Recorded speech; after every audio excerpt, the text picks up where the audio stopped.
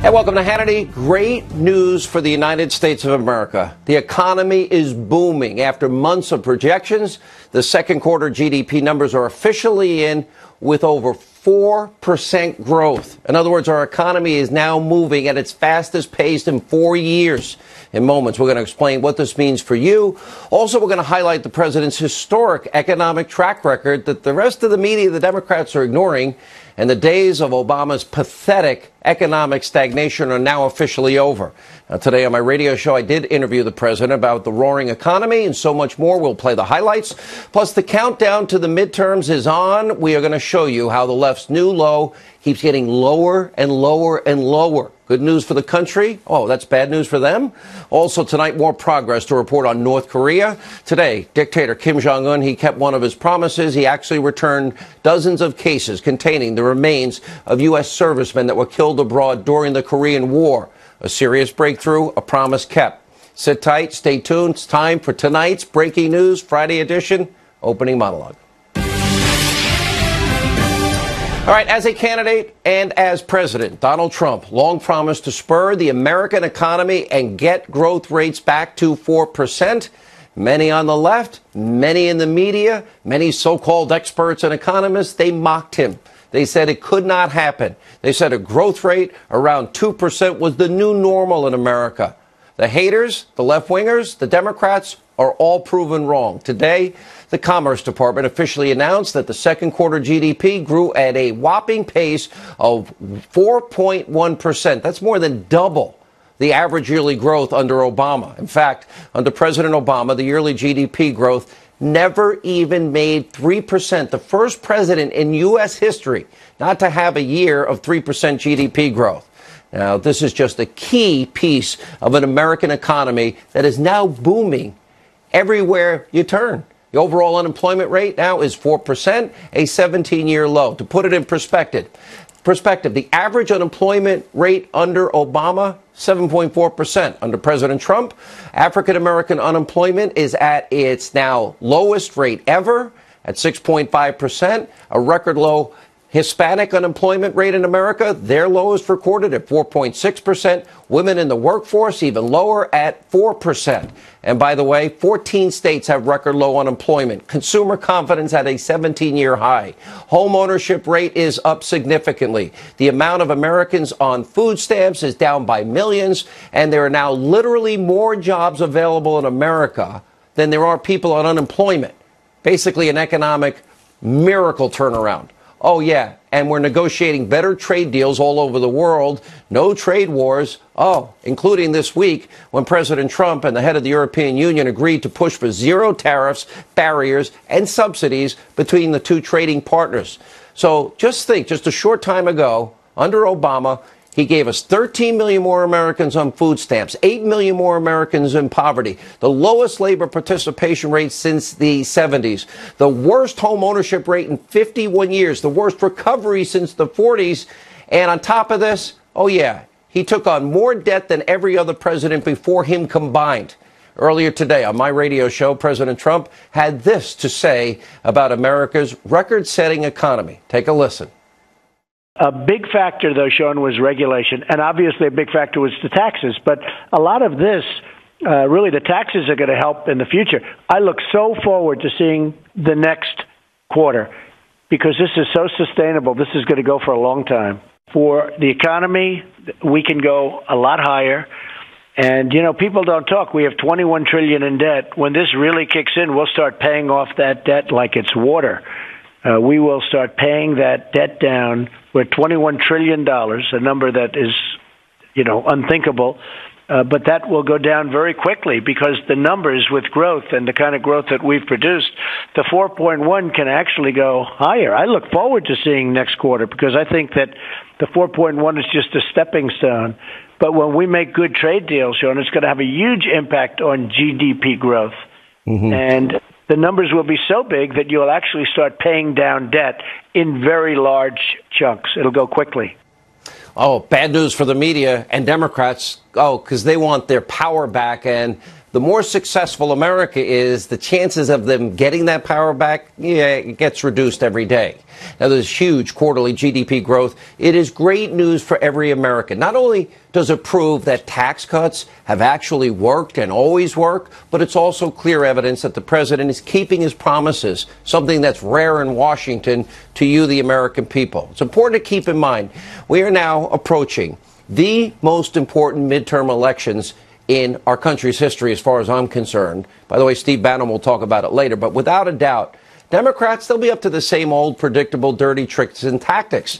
To them, it doesn't matter what the economy is doing. Instead, they want you to believe that Republicans are monsters, that they're racist and sexist and misogynic and xenophobic and homophobic, Islamophobic, that they want dirty air and water, even though they drink it and breathe it, and they want to literally throw Granny over a cliff, and they want to kill children. Earlier today, I asked the president about that and so much more. Here's his answer. The Democrats want to raise everybody's taxes. They want to give back these massive tax cuts that we got and reforms that are so good for everybody, but the tax cuts. So they want to raise people's taxes. They want to open up borders. They want to get rid of ICE. I mean, the things they're doing are so destructive. We won't have a country. So they want their crumbs back. Well. They want their crumbs back. They want open borders. They want Obamacare. Yeah. They want to impeach you, and they want to stop all investigations into deep corruption. All right, the president's right, and ahead of the midterms, it is very clear that the left, they really have no plan to improve the lives of, the forgotten men and women. We lived 8 years under economic failure and stagnation. What, you want to take it back? You want the crumbs back? Really? You want to impeach Trump? Is that what you want to do? You want to preserve the disaster of Obamacare, where every American didn't keep their doctor and didn't keep their plan, and they're not paying less? They want to eliminate ICE. They want open borders. They want to stop the investigations into what was the biggest abuse of power by the deep state in American history.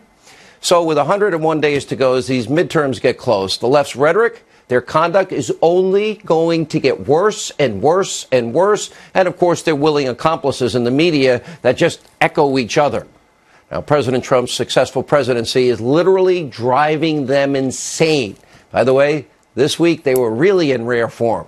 Total insanity. They wake up every day. How can I hate Trump today? Take a look. So I am calling on everyone right now who understands what's at stake, who understands who Kavanaugh is. In a moral moment, there is no bystanders. You are either complicit in the evil, you are either contributing to the wrong, or you are fighting against it. Jay-Z, prolific rapper, prolific philosopher, I'm taking a quote from him. Putin has got Donald Trump big pimping Donald Trump right now.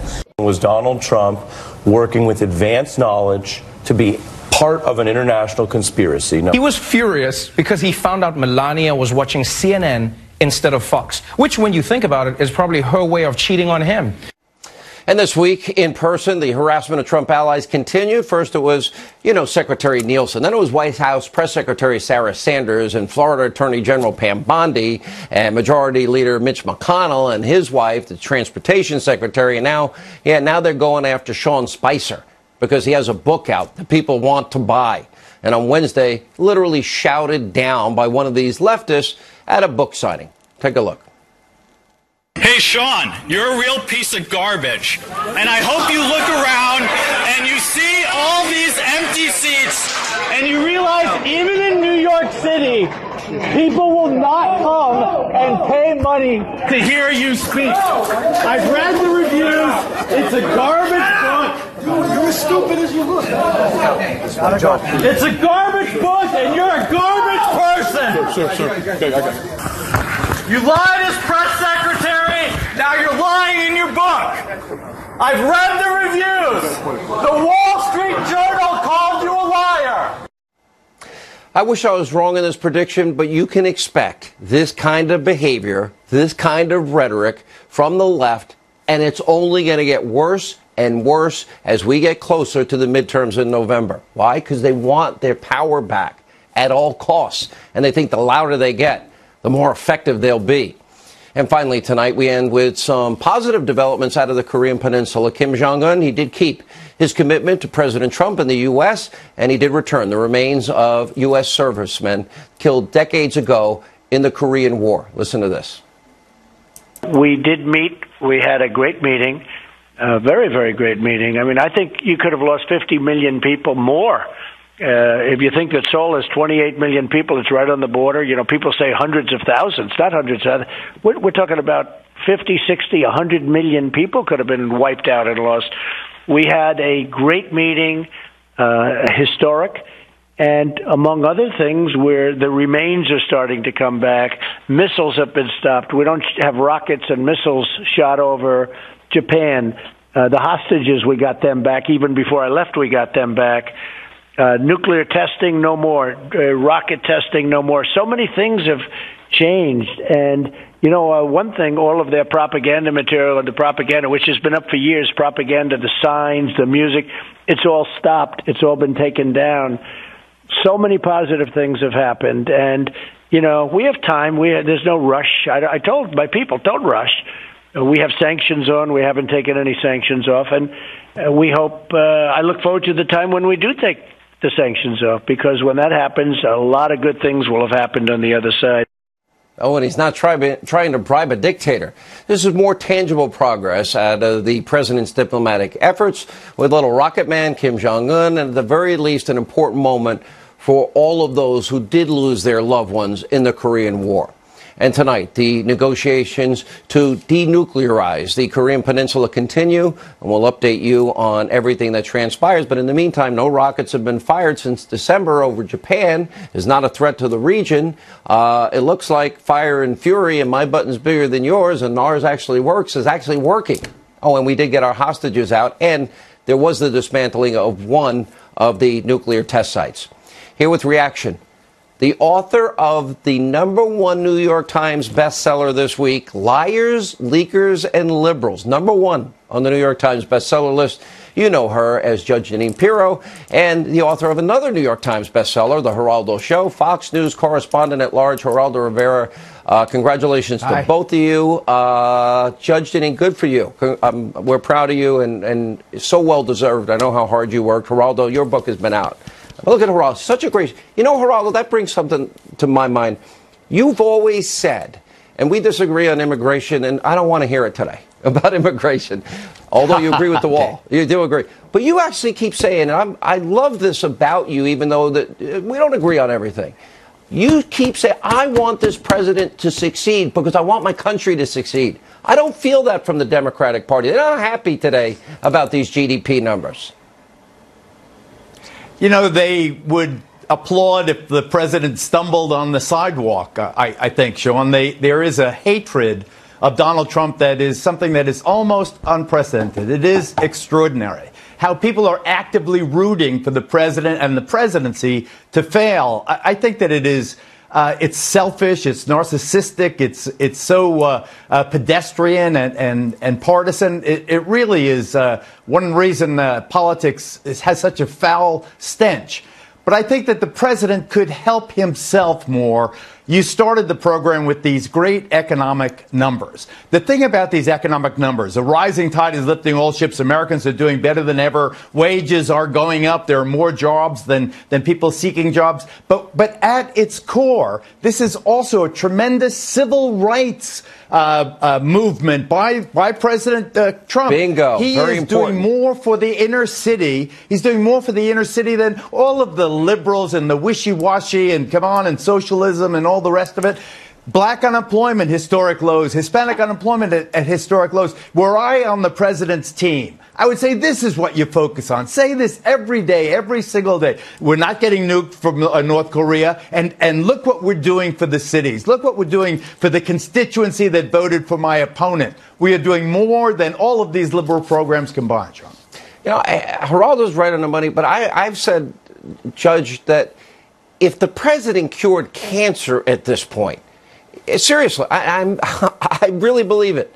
If the president cured cancer and gave every American $30 million, the media and Democrats would still hate this guy. If he adopted their agenda, which failed, they would still hate him. Well, there's no question, Sean, that the hatred toward this president is unparalleled in American history. And there is not one metric that has suffered under this president. We are better off in every possible metric.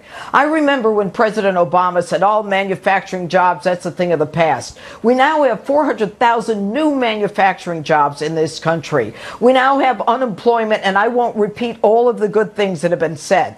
But here's the truth. You know, Geraldo says that president should talk more about, you know, this civil rights issue of helping the people who have been forgotten. But the truth is, Geraldo, he could talk about it from the highest mountains and the press wouldn't report it.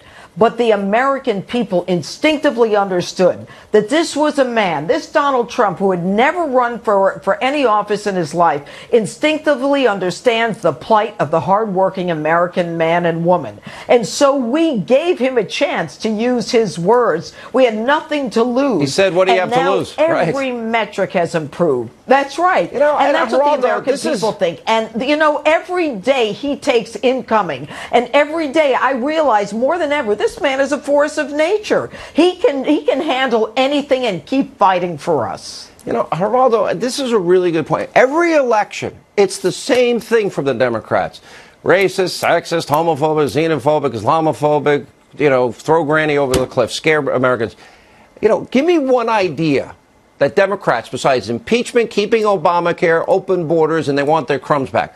One idea that they're offering the American people that they would deserve us to go back to what?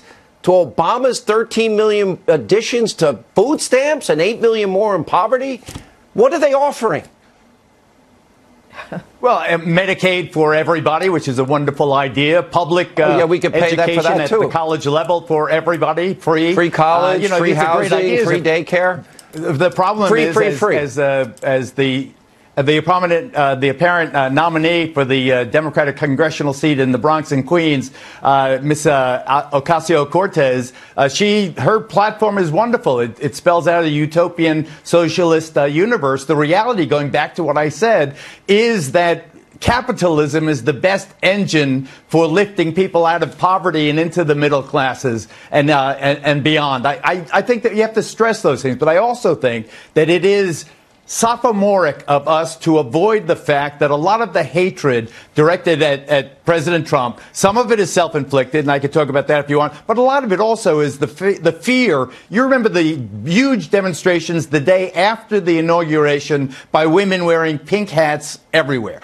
Their problem was the fear that the president would curtail the rights granted under Roe v. Wade. It is a sticky subject. Nobody likes to talk about it. We kind of roll our eyes. You don't want to hear the other side of it. One of the advantages I've had being at Fox, being with you, is I respect your point of view on that, but I can't say that that is generally held, and there's a fear that the president will stack the Supreme Court and do away with the women's right to choose. We become best friends, and we disagree. We'll go out and have a drink and a bite to eat and argue, but we're friends. Because I believe in the sincerity. I believe in your sincerity. Same with you. You want the country to be better. An honest person. Absolutely. And, Judge, that's missing everywhere. I am seeing such a level of dishonesty. Here's the thing. They're not going to focus on the so-called news channels about all this success, which is, as Geraldo is rightly saying, we're changing. The forgotten men and women that have been left behind are now getting more opportunity than they've ever had. And I'm the guy that started as a dishwasher. So I identify with that, with people that are struggling, because I've struggled for 20 years of my life, 25 years. Well, you know, and you know, when you talk about Geraldo, I was in that march in Washington, and thank goodness there were 2 Navy SEALs with me, retired, and at the very least I was protected. But the hate was palpable. And when I asked people in that parade or whatever, the march protest, what they were protesting, they just hated Donald Trump. Look, female unemployment, Sean, you talked about it at the beginning of the show. It's at 4%. And you look at Ivanka Trump. This is a woman who has spent her adult life trying to promote women as entrepreneurs. Look at how they treat her. Finish her. And look at how they treat Ivanka. And hashtag grab your wallet. And the granddaughter of the president, for crying out loud. All of them. Look, Here's the bottom line. America is better off. The left is trying to shut down the right. I've had my own experiences with it. They call us fascists, but the fascism is when there's only one way of thinking and everyone else has to be shut down. Last word, Geraldo. I think what happened to Ivanka and her decision to give up her businesses is absolutely shameful. She and her husband, Jared, have worked so hard for free for the country, and for people to attack their businesses by sabotage the way they have, I think is really, really regrettable. Some of these people working in Washington will pay more money, literally in lawyers, than they get paid. All right, don't forget, Judge Jeanine tomorrow night, 9 Eastern. And when we come back, former Trump White House strategist Steve Bannon, 101 days away from the election, Jim Jordan, and the rest of my exclusive interview with Roseanne Barr. We're on track to hit the highest annual average growth rate in over 13 years. And I will say this right now, and I'll say it strongly, as the trade deals come in one by one, we're going to go a lot higher than these numbers, and these are great numbers. Once again, we are the economic envy of the entire world. When I meet the leaders of countries, the first thing they say invariably is, Mr. President, so nice to meet you. Congratulations on your economy. Since I was elected, we've added 400,000 new manufacturing jobs. Remember, that was the obsolete deal. Obsolete. I used to say, why is it obsolete? We have to make things. Manufacturing jobs are among our best jobs. And we're just getting started. That was President Trump earlier today, literally going over what is now a remarkable economic story since he has now taken office. These unprecedented numbers are certainly sure to help Republicans. We are 101 days away from what I am calling the most important midterm elections in our lifetime. Now, earlier this week, Breitbart News, they came out with a very thorough report detailing seats that the GOP must maintain and hold to keep their majority. A lot at stake. Joining us now, former Trump White House chief strategist Steve Bannon. Here's the thing, Steve. You and I have discussed this privately. This is now battlefield 2018 because they want to impeach the president. They want their crumbs back. They want to get rid of ICE, open borders. They want to keep Obamacare. And they want to cover up the corruption that we have been exposing at the highest levels of government to steal an election. A lot at stake. Sean, you said something that's the most important midterm. I would just like to rephrase that. And I think this is President Trump's first reelect. This is going to be an up or down vote. It's a referendum on the Trump presidency. They are very focused. The opposition is going to be very focused on trying to win the House of Representatives, try to win Congress in order to impeach President Trump and stop the entire project, right? Whether it's the economic growth, whether it's the new reorientation of the world's commercial system through trade deals, whether it's his America First national security. Whether it's southern border security, you pick it. They're going to try to unwind it. So this is really, I mean, the Democrats got one thing. They got a do-over. In this November, and it's 100 days and a wake-up. 100 days and a wake-up. We're going to have essentially a national election. And that's going to determine the second half of the first term of President Trump, and I think 2020. So when people ask me about 2020, right now, we are going to have a referendum. It's going to be, I think, very focused on President Trump's record. And I would tell everybody that the way to win this is exactly like we won in 2010, that great Tea Party sweep. You're going to have to go out door to door, ring doorbells, do voter registration drives, and get people out. I mean, President Trump has delivered on the action. Now it's time for the populist movement, the nationalist movement, the Republicans, limited government Republicans, everybody. Conservative movement, everybody that turned out in 2016, you have to do it all over again. Or the first action they are going to take under Nancy Pelosi or whoever the Democratic speaker is try to impeach President Trump. You know, I went through the numbers. Your old hometown, Breitbart. I think it was a great piece. Great piece. But it identifies only 100 seats are really up for grabs. The others are safe because of gerrymandering, et cetera. But so they're not in play. But you got 86 of those are Republican seats, and you're talking about the Republicans got to win 61 of the 86.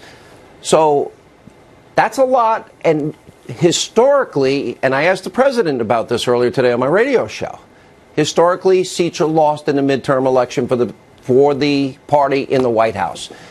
How do people save these 61 seats plus? Because I'd like to have a little comfort margin there. Here's what you have to do. We picked up 62 or 63 net seats in 2010. And it's not about money. It's about ideas, and it's about getting out and turning out folks. President Trump has delivered. He said he was going to take action. He took action. Was the destruction of ISIS. He took action. Look at these economic numbers today. They're just unbelievable. Look what he's doing on the trade deals. What he's doing is reorienting the world's supply chain away from China. He is fully engaged in going back on China on the economic war they've had on us. President Trump has delivered on judges. Everything he said he was going to do, he's either done or in the process of doing. And it's incumbent upon everybody that supported him in 2016. This is going to be the old-fashioned way. Okay? This is not going to be about commercials. It's not how much money you raise. This is going to be very simple. It's going to be muscle. The opposition is very different than in 16. In 16, Hillary Clinton's arrogance, their cockiness, you know, they really missed what we were doing in the upper Midwest, okay, to really break that blue wall. This time, the Time's Up movement and the resistance are very focused, and they're going door to door. It is incumbent upon everybody that supports President Trump to understand this is going to have to be the old-fashioned way. You're going to have to go door to door. You're going to have pamphlets, get voter registration, knock on doors, and get your neighbors to come out. This is all about turnout on November 6th. So we're calling this Bannon Battlefield 2018. And tonight you're giving us like a general's overview as we now get to the 100-day countdown in this. But next week, what we're going to specifically do is we're going to name every district and put it up on the screen so the audience can see. Here's the thing, because there are some people that rightly will look at their congressman and they'll say to me and you, Hannity, Bannon, my congressman's a rhino. My senator's a rhino. You're asking me to go support this guy. I went out and supported Trump, but the stakes are so high what they want to do to the Trump agenda, which is the answer. At least that's my answer. I don't want to put words in your mouth. No, this cuts to the heart of it. This is a national referendum. Whether it's a rhino, whether it's an establishment figure, whether it's somebody, either a congressman or a senator, that you don't fully support, that is not the question now. The question is about the Trump agenda. The question is about President Trump and his agenda. And you're going to have to just put, you know, you're going to have to sometimes vote for people that you're not totally comfortable with, okay? And this means some establishment figures, some rhinos. It doesn't matter. This is a national referendum. It's an up or down vote on the Trump presidency. If we take and force everything to November 6th, we're going to win this. There's not going to be a blue wave. And here's the benefit of not having a blue wave. When they don't get the blue wave that they've been selling their grassroots people they're going to have, they're going to turn on themselves on a civil war in the Democratic Party. And I got to tell you, it's going to make 2020 much easier. There's a reason. Wait a minute. You just motivate. There's a big, and it's already developing. Just look at the job numbers. Put aside the success North Korea, and yes, we now have remains from that war coming home this very day. Yes. And no more rockets being fired, and a dismantled nuclear test site, and then the Iranian deal he promised to get out of. Jerusalem's the capital, and the toughest sanctions we put on Russia. But more importantly, we now have record low unemployment in this country in 14 states for women in the workforce, African Americans, Hispanic Americans, Asian Americans, and the military that have been out of work. And millions now have been taken off the food stamp rolls with more jobs available than people on unemployment. This didn't happen as fast when Reagan was president, who, you know, I'm a Reagan conservative. If you look at the actions he's taken, and you look at the results we already have, including the judges and the redoing of the federal judiciary, it's been nothing short of extraordinary.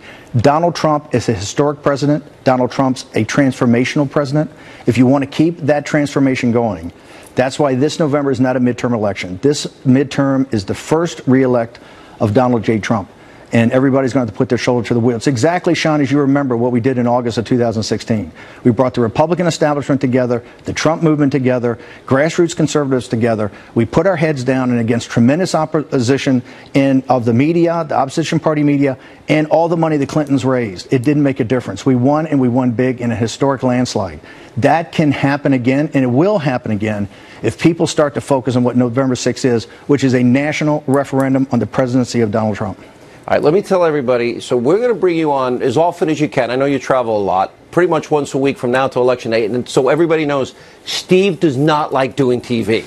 But you think this is so important that you want to identify, and we'll do this next week, we will identify every single district that's going to matter, where the real battle Well, fight, if you will. the battlefield, the Bannon battle fight 2018. Well, we will show people, Sean. You've been so gracious to try to talk to me about this. Is that I think people need to focus on where this battle is going to take place, and it's going to be, people are going to have to put their shoulder to the wheel.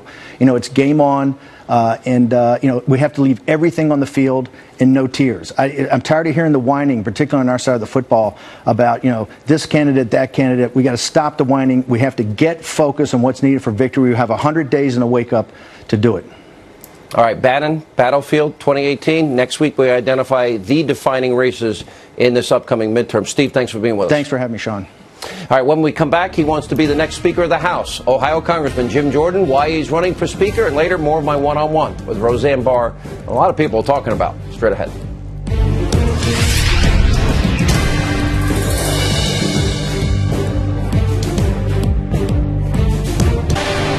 All right, yesterday, Ohio Congressman Jim Jordan announced that he was running for Speaker of the House. And earlier, I sat down with the congressman to ask why he's running and what agenda he's going to push. Take a look. Joining us now, Ohio Congressman Jim Jordan, who has announced he is running to be the next Speaker of the House. How are you, sir? Welcome. Rare in-studio appearance. Thank you for having me. We're 101 days now outside of the midterm elections. I'm calling it the most important midterm in our lifetime. Right. They want to impeach the president if they win. We got to win. Explain. Yeah. Well, if the Democrats get in office, they will go after President Trump because they've went so far left with this socialist, progressive Democrat, agenda they have. So this is why it's so critical. And here's what's at stake. Think about the last year and a half. Regulations reduced, taxes have been lowered, unemployment at its lowest in 20 years, economy is just humming along. Gorsuch is on the court, Kavanaugh's on deck, the embassy's back in Jerusalem. We're out of the crazy Iran deal, and the hostages have come home from North Korea. And I'm forgetting a few things. By anyone's definition, that is an amazing year and a half.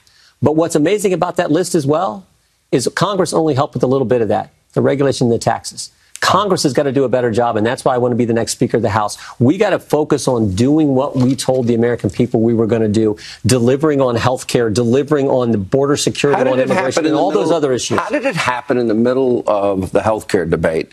We discovered that there were about 100 House Republicans and certainly 7 Senate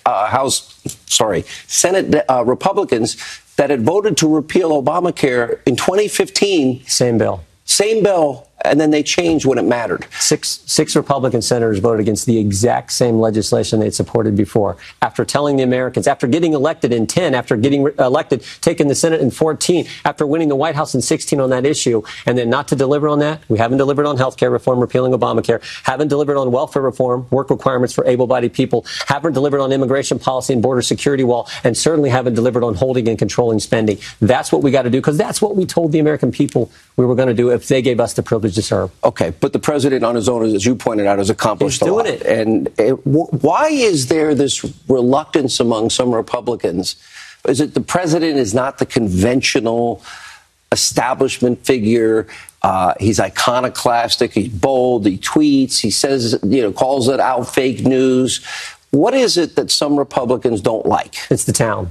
It's Washington. The swamp is the swamp. They don't like someone like Donald Trump coming in there and changing the swamp and changing the way that town works. There's just this reluctance to ever change, even though the American people said in 2010, we're going to put you in charge of Congress to go change things. Even though in 2014, they gave us the Senate to say, go change things. And even though in 2016, they gave us the White House to go change things, there's still this reluctance. And the president feels it every stinking day because he is bound and determined to do what he told the American people he was going to do, what he ran on, the mandate we got from that election, and the House needs to do the same. We've done some good things, but not near enough. The reform that we need to do, like the president's doing, and by the way, in fairness to Paul Ryan, the House has been better than the Senate. It sure has. A lot better. But let's go through this. So we have 14 states record low unemployment.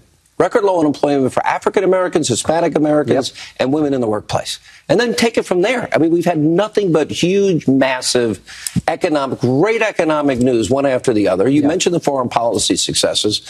And I'm thinking there's a track record to run on. Of course. Let's go campaign on it. And let's also tell the American people, you put us back in power in the House of Representatives. We will do what we said. We will help President Trump accomplish what you told us you wanted to accomplish in 2016, what we all ran on. How are you, if you become the Speaker, and look, I will support you for Speaker. because I think the Freedom Caucus has been the most committed to fighting to keep their promises, and literally the single biggest group fighting to defend the things that are conservative in the country and have helped the president the most. Yeah, we talk about, when we formed our group 3 years ago, we talk about the countless number of Americans who feel like Washington has forgotten them and left them behind. We want to go fight for those people, do the things we told them we were going to do. I say this all the time, and I say it because I believe it. We make the job of being a member of Congress way too complicated. It's pretty simple. What'd you tell the people you're going to do when they gave you the chance to go serve them, their family, their business? What'd you tell them you're going to do? Go do that and be willing to stand up and have the debate. All too often, we forfeit even before the debate even happens, before the referee even blows the whistle. We just say, we're going to forfeit the match. We're going to forfeit the game. Let's play the game. Let's wrestle the match. Let's make it happen doing what we told them. How will you be different? That's simple. Here's a great example. The omnibus spending bill. We were so poised to win that debate and hold spending down on non-defense spending. Do what needs to be done for our troops, but hold it down on everything else, because Chuck Schumer had shut down remember he shut the government down on Friday? And over the weekend, the American people said, you're crazy. And so on Monday, he says, Shazam, I'm going to open the government back up, because he was losing in the public relations world. So he opens the government back up. A few weeks later, we had a chance on that big spending bill to treat our troops the way they deserve to be treated for defending our country and hold the line on everything else. And what did we do? What the swamp always does. We said, nope, we won't even have the debate. Even though we got a guy in the White House who was great at debating, great at taking the message to the American people. Even though we had all that, we said, let's just do what we always do. Let's spend more money on everything, and the deficit goes up, the debt goes up, and the band plays on, and the same old swamp. And the president's literally squeezed, because if he wants the money for defense, because we literally because we sent him a bad bill. All right, Jim Jordan, good luck. We're going to watch this very closely. Do we know when Ryan's leaving? We do not. He said he's going to stay, so and I take him at his word. All right. Thanks for being with us. You bet. Thank you.